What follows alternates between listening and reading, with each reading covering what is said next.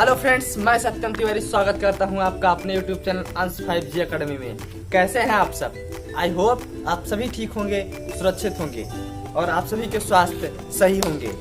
तो जैसा कि मैं डेली वीडियो अपलोड करता हूं और उसी वीडियो के अपलोड होने के क्रम में आज यह मेरी अगली वीडियो है, जिसमें मैं आज आप लोगों के साथ साझा करने वाला हूं विद्युत चुंबकीय प्रेरण इलेक्ट्रोमैग्नेटिक इंडक्शन के बारे में कि इलेक्ट्रोमैग्नेटिक इंडक्शन आखिर होता क्या है। तो वीडियो के शुरू करने से पहले अगर आप हमारे चैनल में नए हैं तो सबसे पहले हमारे चैनल को सब्सक्राइब कर लीजिए, लाइक कर दीजिए, शेयर कर दीजिए और बने रहिए अंश 5G अकेडमी के साथ आगे की वीडियो देखने के लिए। क्योंकि मैं अपने इस चैनल में क्लास 10th के, क्लास 11th के तथा 12th के सभी वीडियोस को कंटिन्यू अपलोड करता रहूंगा। एक के बाद एक करते मैं अपलोड करता रहूंगा और सभी सब्जेक्ट मेरे इस चैनल में पढ़ाई जाएंगी। मैं सत्यम तिवारी आप लोगों को साइंस, इंग्लिश तथा मैथ पढ़ाऊंगा। अभी हमारे साथ आने वाले हैं एक और अध्यापक, एक और सर, जिनका जब वो आ जाएंगे तभी क्लियर बता पाएंगे, पता नहीं बीच में कैंसिल कर दें तो उसका कोई मतलब नहीं होता है। तो वो पढ़ाएंगे आप लोगों को SST और हिंदी। तो अगर और हम फिर आगे चलकर हो सकता है एक आध टीचर का और जुगाड़ कर लें जो आपको कोई दूसरा सब्जेक्ट पढ़ाएं। तो अगर आप लोग हमारे चैनल पर बने रहना चाहते हैं तो कृपया हमारे चैनल को सब्सक्राइब कर लीजिए। तो आइए हम शुरू करते हैं अपना इलेक्ट्रोमैग्नेटिक इंडक्शन मींस विद्युत चुंबकीय प्रेरण।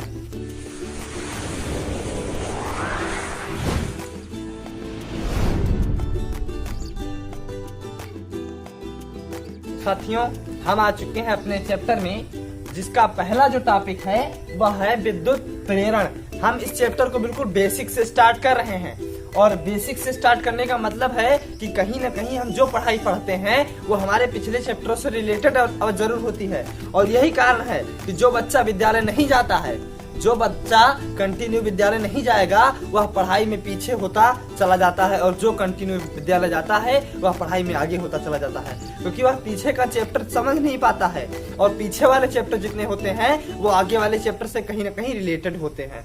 तो इसलिए अगर आप लोग अभी तक हमारे पिछली वीडियो जो हमारे विद्युत से संबंधित जितनी वीडियो पढ़ी हैं, जिनके लिंक मेरे डिस्क्रिप्शन में उपलब्ध हैं, तो आप लोगों ने अभी तक अगर उन्हें नहीं देखा है तो सबसे पहले जाइए और आप उन वीडियो को देखिए, तभी आपको यह वीडियो 100% समझ में आने वाली है। तो आइए अब हम बात करते हैं हमारे विद्युत प्रेरण के बारे में कि हमारा विद्युत प्रेरण होता क्या है। जैसा कि मित्रों हम जानते हैं कि जब हम किसी धातु यानी कि टंगस्टन वगैरह में जैसे हम विद्युत तार लपेट देते थे, पिछली वीडियो में मैंने बताया था कि विद्युत तार लपेट कर अगर उसमें धारा प्रवाहित करें तो धारा प्रवाहित करने का मतलब उसमें इलेक्ट्रॉन का प्रवाह हो जाता है। धारा जब बहती है मीन्स इलेक्ट्रॉन बहते हैं और इलेक्ट्रॉन अगर बहता है तो उस पर आवेश आ जाता है और अगर आवेश आ जाएगा तो वह चुंबक का कार्य करने लगेगी। चुंबक का कार्य मीन्स अगर उसमें इलेक्ट्रॉन होगी तो इलेक्ट्रॉन पर नेगेटिव चार्ज होता है और नेगेटिव चार्ज पॉजिटिव चार्ज को आकर्षित तथा नेगेटिव चार्ज को प्रतिकर्षित करता है, इसलिए वह चुंबक का कार्य करने लगता है। जो कार्य चुंबक करता है वही कार्य वो भी करने लगता है। तो यदि ऐसी किसी वस्तु के पास मीन्स जिसमें हम विद्युत धारा को प्रवाहित करके उसे चुंबक में हमने बदला है, उसमें आवेश उत्पन्न किया है, ऐसी किसी वस्तु के पास यदि हम कोई अलग से कोई दूसरी वस्तु लेकर आते हैं, संसार की जितनी भी वस्तुएं हैं वो परमाणुओं से मिलकर बनी होती हैं और उनके परमाणुओं में प्रोटॉन यानी कि पॉजिटिव चार्ज नाभिक में तथा इलेक्ट्रॉन साइड में उपस्थित होते हैं। मीन्स संसार की प्रत्येक वस्तुओं में इलेक्ट्रॉन और प्रोटॉन उपस्थित होते हैं। मतलब संसार की जितनी भी वस्तुएं हैं उनमें इलेक्ट्रॉन और प्रोटॉन उपस्थित अवश्य होंगे। तो अब हम बात कर लेते हैं हमारा जो टॉपिक है, हमने ये जाना कि इलेक्ट्रॉन प्रोटॉन उपस्थित अवश्य होंगे। तो जब हमारी वह वस्तु विद्युत धारा के प्रवाह से आवेशित हुई, मीन्स उसमें इलेक्ट्रॉन आ गए, तो अगर उसका एक क्षेत्र होगा जिसे हम चुंबकीय क्षेत्र कहते हैं, उसका एक विशेष क्षेत्र होगा जहां तक उसका आवेश अपना कार्य कर पाएगा। मीन जैसे चुंबक एक निश्चित दूरी तक ही कीलों को अपनी ओर खींच पाता है और निश्चित दूरी तक ही मतलब वस्तुओं को अपनी ओर से ढकेल पाता है, तो उसी क्षेत्र को हम चुंबकीय क्षेत्र, वही क्षेत्र की यहाँ बात हो रही है। तो जहां तक उसका क्षेत्र होगा, आवेश का जितना क्षेत्र होगा, यदि उस क्षेत्र में हम कोई अनावेशित वस्तु मतलब जिस पर कोई आवेश ना हो यदि लाते हैं तो क्या उसमें क्या घटनाएं घटित होगी। अगर हम सपोज कर लेते हैं यहाँ पर कि ये हमारा कोई चालक तार है जिस पर हम विद्युत धारा का तार लपेट कर विद्युत धारा का प्रवाह किए हैं, तो यहाँ पर बहुत ज्यादा संख्या में इलेक्ट्रॉन उपस्थित होंगे। इलेक्ट्रॉन पर नेगेटिव चार्ज होगा, इलेक्ट्रॉन उपस्थित होंगे और इसका विद्युत क्षेत्र मान लेते हैं हम कहीं यहाँ तक है, इसका विद्युत क्षेत्र मान लेते हैं यहाँ पर विद्युत क्षेत्र है। और जब हम किसी वस्तु को इस विद्युत क्षेत्र में यहाँ पर लाएंगे इस प्रकार से, तो प्रत्येक वस्तु में इलेक्ट्रॉन और प्रोटॉन होना जाहिर सी बात है, इलेक्ट्रॉन प्रोटॉन होते ही होते हैं। तो यह क्या करेगा, इलेक्ट्रॉन चूंकि यहाँ पर बहुत ज्यादा ऋणावेश है, तो यह अपनी ओर पॉजिटिव चार्ज को यानी कि प्लस को अपनी ओर खींच लेगा।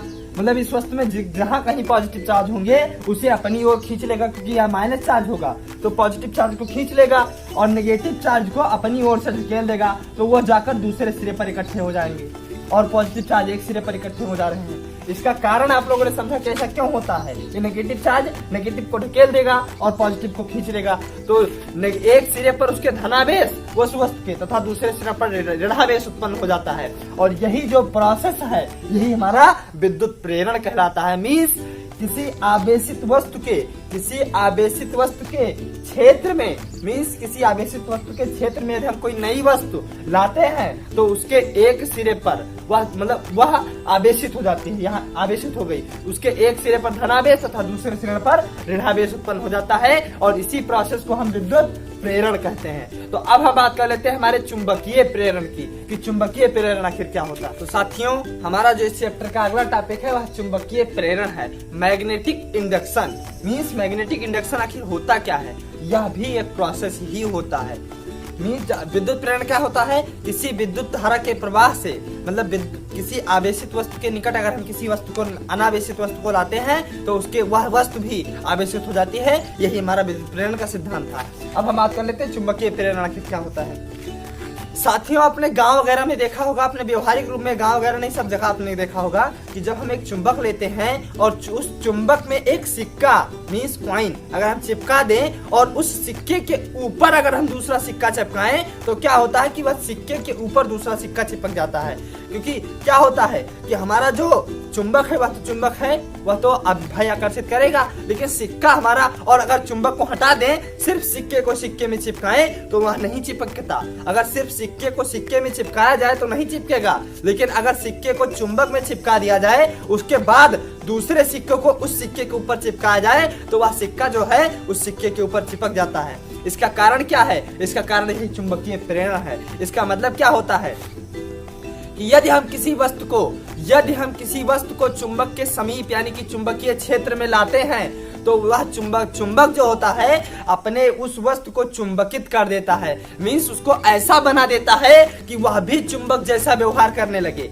आपने व्यवहारिक रूप में ऐसा देखा भी होगा कि जब हम एक चुंबक में सिक्का चिपकाते हैं और उस सिक्के के ऊपर दूसरा सिक्का चिपकाएंगे तो वह चिपक जाएगा, लेकिन अगर चुंबक को अलग रख दें और सिर्फ सिक्के को सिक्के में चिपकाएं तो वह नहीं चिपकता है। तो इसका यही कारण है कि जब हम किसी चुंबक के निकट किसी चुंबकीय क्षेत्र में किसी वस्तु को लाते हैं तो वह चुंबक क्या करता है, उस वस्तु को चुंबकित कर देता है। मींस चुंबक जैसा व्यवहार करने पर मजबूर कर देता है, और यही जो प्रोसेस होता है वह चुंबकीय प्रेरण कहलाता है। मींस चुंबक द्वारा किसी वस्तु को चुंबकित करने के प्रोसेस को चुंबकीय प्रेरण कहते हैं। अब जो हमारा टॉपिक है अगला वह है विद्युत चुंबकीय प्रेरण। तो आइए अब हम बात करते हैं विद्युत चुंबकीय प्रेरण के बारे में। साथियों, अब हम आ चुके हैं अपने चैप्टर के अगले टॉपिक में, जो कि है हमारा विद्युत चुंबकीय प्रेरण मींस इलेक्ट्रोमैग्नेटिक इंडक्शन।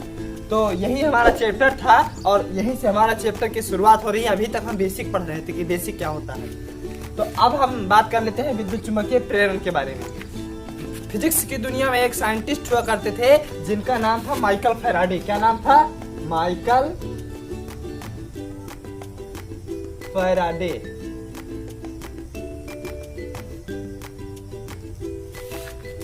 तो माइकल फैराडे ने क्या सोचा, आस्ट्रेड ने क्या प्रयोग किया था। फिजिक्स की दुनिया के वो भी वैज्ञानिक थे। हमारी पिछली वीडियो में वो पढ़ा है कि आस्ट्रेड ने कहा कि हम विद्युत धारा की मदद से चुंबक बना सकते हैं, और हमने पिछली वीडियो में बताया कि विद्युत धारा की मदद से किस प्रकार चुंबक बनता है। तो माइकल फैराडे ने क्या सोचा कि आखिर अगर विद्युत धारा की मदद से हम चुंबक बना सकते हैं तो क्या चुंबक की मदद से हम विद्युत धारा नहीं बना सकते हैं। और उसी पर इन्होंने एक प्रयोग कर डाला। इन्होंने चुंबक की मदद से विद्युत धारा बना डाली। किस प्रकार इन्होंने चुंबक की मदद से विद्युत धारा बनाई, क्या इनके मतलब तरीके थे और किस कारण चुंबक की मदद से विद्युत धारा उत्पन्न हुई, ये हम बात कर लेते हैं यहाँ पर। वही हमारा विद्युत चुंबकीय प्रेरण हो जाएगा। जैसा कि हम जानते हैं कि यदि हम कोई धातु लें जो खोखली हो, भीतर से खोखली हो इस प्रकार से, और कोई धातु लें, उसके ऊपर हम ऐसे विद्युत तार की संख्या जो है काफी से मात्रा में उसके तार लपेट दें, और तार लपेटने के बाद हम क्या करें, इस प्रकार से कुछ हम कर दें। इसे खोखली नली ले लें, खोखली नली ऐसे इस प्रकार से ले लें। ये हमारी खोखली नली हो गई, और इसमें काफी संख्या में हम तार को लपेट दें इस प्रकार से। तार लपेटने के बाद इसको एक साइड से इधर निकाल दें, एक साइड से इधर निकाल दें। और अब हम क्या करें, एक चुंबक लें जो इस प्रकार से नॉर्थ और साउथ के हो। ये हो जाएगा हमारा साउथ, ये हो जाएगा हमारा नॉर्थ। ये थ्योरी जो है थोड़ा सा डिफिकल्ट है, आप लोग थोड़ा कंसंट्रेशन बनाकर इस बात को समझिएगा, नहीं तो ये पूरी बात आपको समझ में नहीं आने वाली है। थोड़ा आप लोग कंसंट्रेशन बना के समझिएगा इस बात को, तभी आपको ये बात ढंग से अच्छी से समझ में आएगी। तो क्या कीजिएगा कि इस चुंबक को जो है इस नली के भीतर इस प्रकार से ले जाइए, ऐसे चुंबक ले जाइए और फिर बाहर कीजिए, ले जाइए फिर बाहर कीजिए। तो क्या करेगा देखिए, क्योंकि चुंबक जो होगा हमारा, ये एक नॉर्थ पोल होगा, एक साउथ पोल होगा। तो हम जैसा कि जानते हैं कि हमारा ये नॉर्थ पोल होगा, तो एक पर धनावेश एक पर ऋणावेश अवश्य होना चाहिए। चुंबक पर भी एक तरफ धनावेश एक तरफ ऋणावेश होता है, तभी वो हमारी वस्तुओं को आकर्षित तथा प्रतिकर्षित करता है। तो हमारे जो तार होते हैं, जैसा कि मैंने कहा कि संसार की प्रत्येक वस्तुओं में इलेक्ट्रॉन तथा प्रोटॉन उपस्थित अवश्य होते हैं, तो वैसे तार में भी इलेक्ट्रॉन और प्रोटॉन उपस्थित होंगे ही होंगे, अवश्य होंगे। तो क्या होता है कि जब हम इसका एक सिरा इधर को ले जाते हैं, तो अब हमें नहीं पता है कि नॉर्थ पोल पर पॉजिटिव चार्ज होता है कि साउथ पोल पर पॉजिटिव चार्ज होता है, मतलब किस पोल पर कौन सा चार्ज यहाँ पर होता नहीं पता है। लेकिन फिर भी हम यहाँ पर समझाने का प्रयास करें, किसी को शायद नहीं पता होगा इस बात का, लेकिन ये प्रयोग द्वारा देखा गया है। मैं आपको बताया कि इसका कारण क्या है। तो देखिए, जब इस चुंबक को हम इसके क्षण के अंदर ले जाएंगे तो क्या घटनाएं वहां पर अंदर घटने वाली हैं। जो अगर इस पर नेगेटिव चार्ज होगा नॉर्थ पोल पर, तो क्या करेगा, इलेक्ट्रॉन को वो दूर ढकेलेगा इस प्रकार से। तो इलेक्ट्रॉन चूंकि तुरंत बाहर तार फाड़ के बाहर तो निकल नहीं जाएंगे, वो रहेंगे तरवे में। तो जब वो दूर धकेलेगा तो वो अपनी जगह छोड़ देंगे और अपनी जगह से चलना शुरू कर देंगे। बात समझ में आई आप लोगों को? जब ये इलेक्ट्रॉन अगर इस नॉर्थ पोल पर नेगेटिव चार्ज होगा तो इलेक्ट्रॉनों को दूर ढकेल देगा। अब इलेक्ट्रॉन चूंकि तार फाड़ के बाहर तो निकल नहीं जाएंगे, इसलिए वो रहेंगे तार में ही, और तार से इस प्रकार वो गति करने लगेंगे। अब जब हमारा और अगर हमारे नॉर्थ पोल पर पॉजिटिव चार्ज होगा तब क्या घटना घटेगी, तो जब हम इस चुंबक को ले जाएंगे अंदर, तो इलेक्ट्रॉन को हमारे पर खींचेगा, अपनी ओर आकर्षित करेगा, क्योंकि इलेक्ट्रॉन पर नेगेटिव चार्ज होता है। तो अगर इस पर पॉजिटिव चार्ज होगा, इलेक्ट्रॉन नेगेटिव होता है तो अपनी तरफ खींचेगा। फिर भी इलेक्ट्रॉन बाहर तो निकल नहीं आएंगे तार से, वो अपने स्थान पर ऐसे घूमने लगेंगे।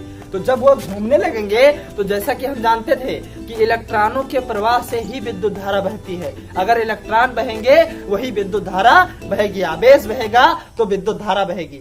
तो वहां पर आवेश को ढकेलने या खींचने का काम क्या करता था, जो हमारा वोल्टेज होता था, बैटरी होती थी, तो बैटरी क्या करती थी, आवेश को इसे ढकेल देती थी, तो वहां पर इलेक्ट्रॉन बहने लगते थे, और जब इलेक्ट्रॉन बहने लगते थे तो विद्युत धारा बहने लगती थी। वही काम यहाँ पर चुंबक कर रहा है। जब चुंबक को हम इसके अंदर ले जा रहे हैं, तो चुंबक क्या कर रहा है कि इलेक्ट्रॉनों को या तो ढकेल देगा या खींच लेगा, तो इलेक्ट्रॉन हमारे बहने लगेंगे, और जब इलेक्ट्रॉन बहने लगेंगे तो हमारी विद्युत धारा बहने लगेगी। तो यही प्रोसेस मींस चुंबक की मदद से विद्युत धारा को उत्पन्न करने का जो प्रोसेस होगा वही विद्युत चुंबकीय प्रेरण कहलाता है। इस रूल की खोज किसने की, माइकल फैराडे ने की।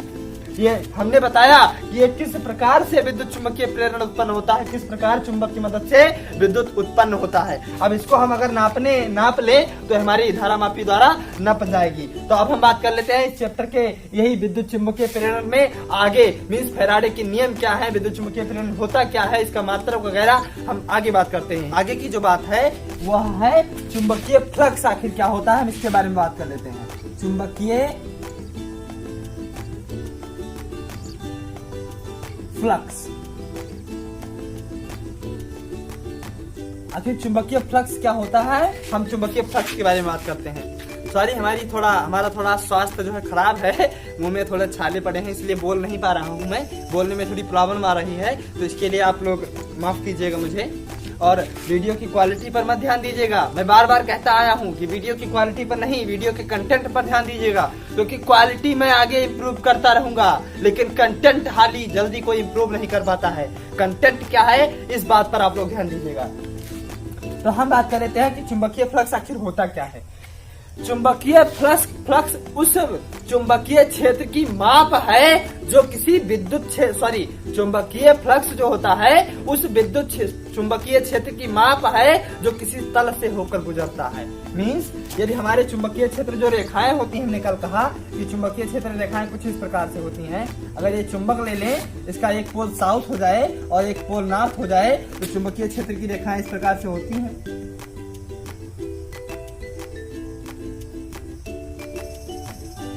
इस प्रकार से चुंबकीय क्षेत्र रेखाएं होंगी यहाँ पर।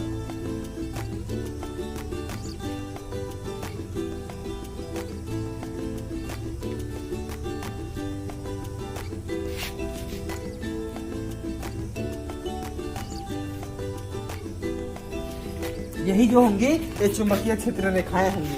अब किसी समतल से, मतलब किसी तल से होकर गुजरने वाली जितनी चुंबकीय क्षेत्र रेखाएं किसी तल से होकर गुजर जाएं, उसे हम कहते हैं चुंबकीय फ्लक्स कहते हैं। मींस अगर ये चुंबकीय क्षेत्र जो रेखाएं होती हैं, किसी तल को अगर हम इस प्रकार से मान लेते हैं, इस प्रकार से कोई तल है और इससे होकर गुजरने वाली जितनी चुंबकीय क्षेत्र रेखाएं होंगी इस प्रकार से,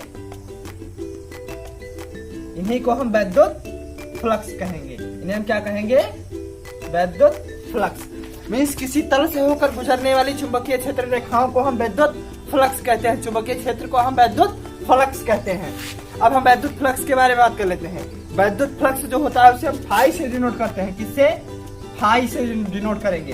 फाई इक्वल टू हमारा क्या हो जाएगा? चुंबकीय क्षेत्र को हम बी से डिनोट करते हैं, बी, और बी मल्टीप्लाई बाई जिस तल से गुजरेंगी उसके एरिए, उसका एरिया जो होगा उसके गुणनफल के बराबर होंगी, बशर्ते शर्त यह है कि चुंबकीय क्षेत्र रेखाएं उस तल के लंबवत जानी चाहिए, तब हमारा ये हो जाएगा।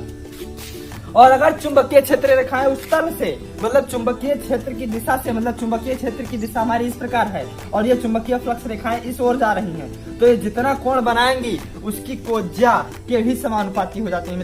Means cos theta. यहाँ पर क्या हो जाएगा? फाई इक्वल टू हो जाएगा बी ए कॉस थीटा के बराबर। यही हमारी चुंबकीय फ्लक्स का फार्मूला निकल कर आ जाएगा। अब हम बात कर लेते हैं चुंबकीय फ्लक्स के मात्रक के बारे में। तो हम जैसा कि जानते हैं चुंबकीय क्षेत्र का मात्रक हमारा होता है न्यूटन प्रति एम्पियर मीटर। चुंबकीय क्षेत्र का मात्रक, अब यहाँ हम इरेज कर रहे हैं, यहाँ पर इसको क्या इरेज करें? यही इरेज कर रहे हैं। चुंबकीय क्षेत्र का मात्रक हमारा होता है न्यूटन बटे एम्पियर मीटर। ये चुंबकीय क्षेत्र बी का मात्रक हो जा रहा है और ए का मात्रक होता है हमारा मीटर स्क्वायर। तो स्क्वायर से मीटर कैंसिल हो जाएगा और हमारा क्या आ जाएगा? न्यूटन मीटर बटे एम्पियर। और इसको हम संयुक्त रूप से वेबर भी कहते हैं। मतलब चुंबकीय फ्लक्स का एक मात्रक वेबर भी होता है। तो हमने सीखा कि चुंबकीय फ्लक्स आखिर होता क्या है। तो अब हम बात कर लेते हैं इस चैप्टर में आगे की बात के बारे में। साथियों, चूंकि यह वीडियो हमारी काफी लंबी हो चुकी है, इसलिए आगे की बात जो है मैं बनाऊंगा अपनी इस वीडियो के पार्ट सेकंड में। मींस मैं विद्युत चुंबकीय प्रेरण का पार्ट सेकंड भी बनाऊंगा और मैं उस टॉपिक में इस चैप्टर के आगे की जितनी भी टॉपिक्स हैं उनको कवर करने वाला हूं। तो अगर आप लोगों ने अभी तक हमारे चैनल को सब्सक्राइब नहीं किया है तो कृपया मेरे चैनल को सब्सक्राइब कर लीजिए, लाइक कर दीजिए तथा शेयर कर दीजिए। और आगे की वीडियो देखने के लिए बने रहिए अंश 5G एकेडमी के साथ। तो आइए अब हम बनाएंगे इसका पार्ट सेकंड कल, और आप लोग जो है कल मैं सुबह पार्ट सेकंड इसका अपलोड करने वाला हूं। तो मैं इसका पार्ट सेकंड अपलोड करते ही इसी वीडियो के नीचे इसके पार्ट सेकंड की मैं लिंक दे दूंगा। तो चलिए हम चलते हैं पार्ट सेकंड में।